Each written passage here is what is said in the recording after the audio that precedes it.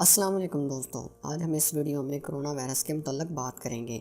ناظرین، جیسا کہ آپ جانتے ہیں کہ کرونا وائرس اس وقت پوری دنیا میں پھیل چکا ہے اور پوری دنیا اس وقت خوف کے سائے میں مبتلا ہے۔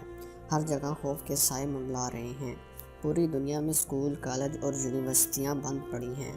پاکستان میں آج سے پہلے صورتحال بہت بہتر تھی، لیکن اب پاکستان میں بھی کرونا وائرس اپنا اثر دکھا چکا ہے۔ مریضوں کی تعداد بڑھتی جا رہی ہے اور اب تک یہ تعداد بڑھ کر 180 تک پہنچ گئی ہے۔ سوال یہ ہے کہ پاکستان میں یہ وائرس کیسے پہنچا، کہاں سے آیا، کون لے کر آیا، کون اس کا ذمہ دار ہے؟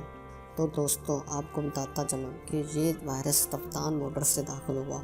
ایران میں گئے ہوئے زائرین جب واپس آئے تو یہ معاملہ پاکستان میں پھیلا اور اسی وجہ سے پاکستان میں بھی خوف و راز پھیلا ہوا ہے۔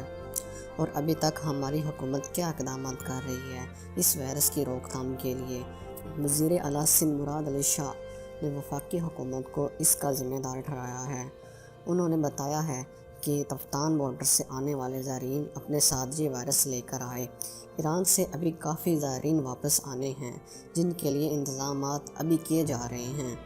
سامنے آنے والے کیسز زیادہ کریٹیکل نہیں ہیں کیونکہ وہ ابھی قرنطینہ میں ہیں، اور جن کیسز کا اب تک معلوم نہیں ہو سکا وہ زیادہ تر الارمنگ میں ہیں اور ابھی تک کوئی خاص اقدامات نہیں کیے گئے۔ صرف یہی کہا جا رہا ہے کہ لوگ گھروں سے باہر نہ نکلیں، صرف ضرورت کے وقت ہی گھروں سے باہر آئیں۔